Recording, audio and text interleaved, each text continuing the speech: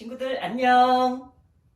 지난 금요일은 너무너무 기쁜 성탄절이었어요. 성탄절은 예수님께서 우리를 구원하시려고 저 하늘에서 이 땅으로 내려오신 날이에요. 예수님도 사람이 태어나듯이 그렇게 아기의 모습으로 이 땅에 태어나셨답니다. 우리 예수님께서 이 땅에 태어나셨던 그 당시의 모습을 같이 한번 살펴보도록 할게요.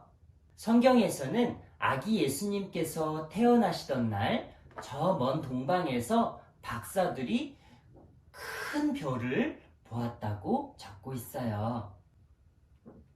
박사라고 하면 여러분은 어떠한 사람을 떠올리게 되나요? 아마도 우리는 박사라는 말을 들을 때 책을 많이 보고 공부를 열심히 한 사람들을 떠올리기 쉬워요. 하지만 성경에서 박사라는 단어가 나올 때는 보통 이렇게 우상을 섬기는 사람이었을 확률이 아주 높아요. 성경에서는 점을 치는 사람들, 똑똑한 사람들, 여러 가지 주문을 외우는 사람들을 다 박사라고 이름하고 있어요. 이날 동방에서 별을 보았다는 박사들도 사실은 이 별의 크기나 빛남을 가지고 사람의 점을 치던 점쟁이였을 확률이 아주 높습니다. 참고로 하나님께서는 이렇게 우상 앞에서 절을 하거나 하늘에 있는 해, 달, 별 이러한 것들을 섬기고 혹은 이러한 것들을 가지고 점을 보는 사람들을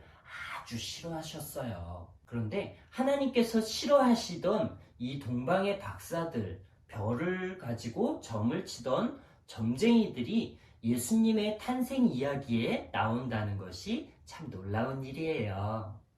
예수님께서는 어두움에 있는 자들을 밝은 곳으로 불러내기 원하시고 하나님을 떠나 우상을 섬기며 점을 치며 살아가던 사람들을 주님 곁으로, 하나님 곁으로 가까이 오게 하시기 위해서 이 땅에 오신 거였어요. 따라서 이렇게 별을 가지고 점을 치던 점쟁이들이 예수님 앞에 나와 경배하게 된 사건은 예수님께서 하나님을 멀리 떠나 있던 사람들을 주님의 곁으로 부르신 사건이라고 하겠습니다. 평소처럼 밤하늘의 별을 관찰하고 있던 동방박사 세 사람은 어느 날 하늘에 커다란 별이 뜬 것을 보고 깜짝 놀랐어요.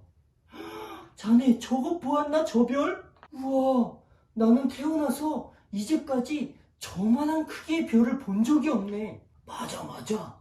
내가 이제껏 본 별 중에 가장 크고 가장 빛나는 별이네. 저 별의 크기가 보통이 아니군. 내가 볼 때 저것은 왕의 태어나심을 알리는 별일 거야. 자네 말이 맞구만.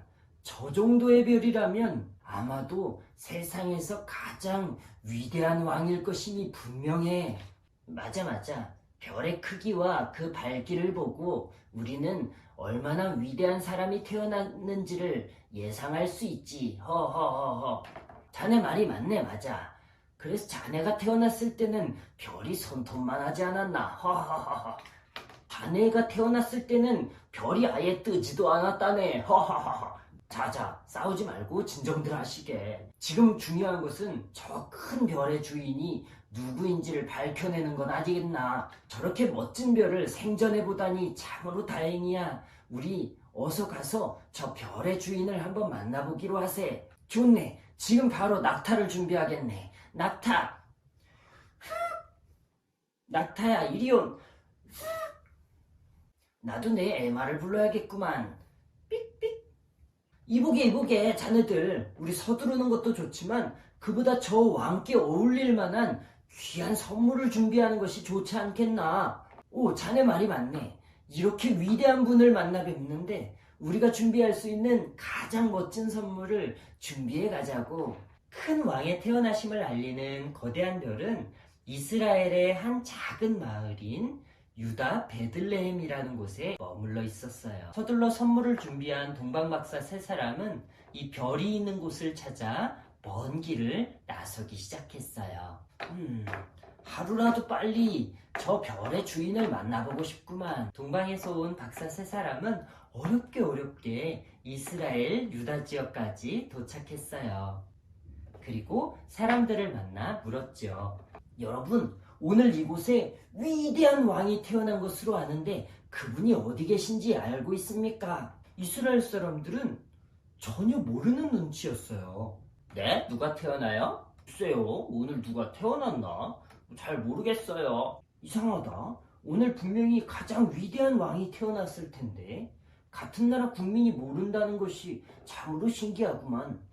성경에 예수님께서 이 땅에 태어나실 것을 약속했던 말씀이 많이 나와 있어요. 하지만 이스라엘 백성들은 그 약속의 말씀을 알았으면서도 그것을 믿지 않고 또 관심을 두지 않았던 것이에요. 오늘 왕이 태어난다고? 참 별일이 다 있구만.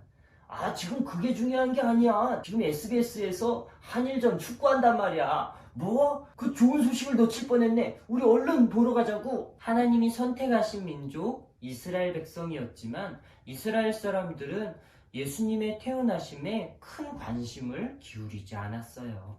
별을 찾아 먼 여행을 떠났던 동방 박사들은 드디어 큰 별이 머물러 있는 한 집을 찾을 수 있었어요. 저기다, 저기. 우리가 멀리서부터 보았던 그 별이야. 그런데 조금 의외로구만. 저 별의 크기나 밝기로 볼 때 엄청난 사람이 세상에서 가장 위대한 왕이 태어났을 것이 분명한데 왕궁이 아니라 저렇게나 초라한 마구간 위에 떠 있다니. 그러게 참으로 놀라운 일이구만. 아마도 굉장히 겸손한 왕인가 보세. 동방 박사들은 이 별이 떠 있는 마구간 안으로 들어갔어요. 똑똑똑 실례합니다. 네, 누구신가요?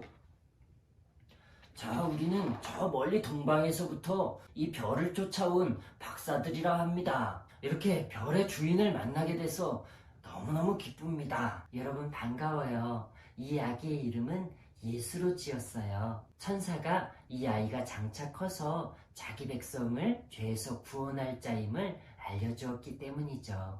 예수라고 하는 이름은 구원자라는 뜻을 가지고 있어요. 아기가 이제야 잠이 들었네요. 마리아는 품 안에서 잠든 아기 예수님을 참고로 이분은 아기 예수님이에요. 눈사람이 아니에요. 마리아는 잠이 든 예수님을 이곳 마구간의 말구유에 눕히셨어요.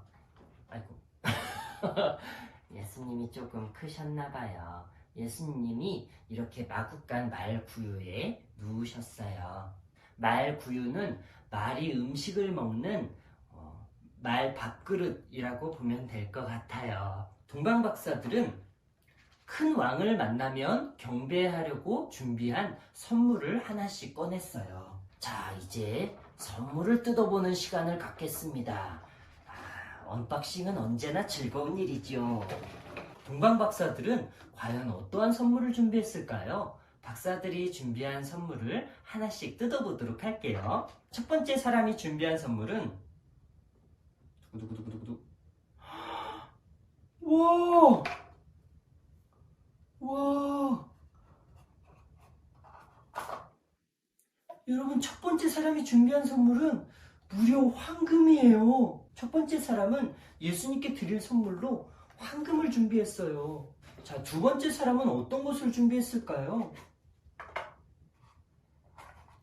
와, 이것은 유향이라는 것이에요. 기름으로도 사용하고 약으로도 쓰는 제품이랍니다. 자, 세 번째 사람이 박스를 뜯기 시작했어요. 세 번째 선물은 무엇일까요? 와, 향기 나는 모략을 준비했어요.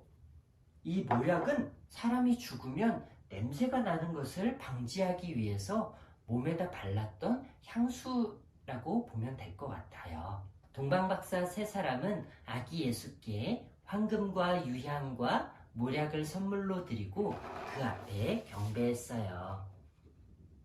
성탄절은 예수님께서 우리를 구원하시기 위해 이 땅에 오신 너무 기쁘고 감사한 날이에요. 하지만 이스라엘 사람들은 이날에 아무런 관심을 갖지 않고 그저 놀고 게임하고 잠자고 친구 만나는 것으로 시간을 다 써버렸답니다. 하지만 한때는 점을 보고 우상을 섬기며 하나님에게서 멀리 있던 동방의 박사들은 예수님의 태어나심으로 인해서 주님께 나아오고 주님께 경배를 드릴 수 있었답니다. 예수님께서는 이 동방 박사들 뿐만 아니라 저와 우리 친구들을 구원하시기 위해 이 땅에 내려오셨어요.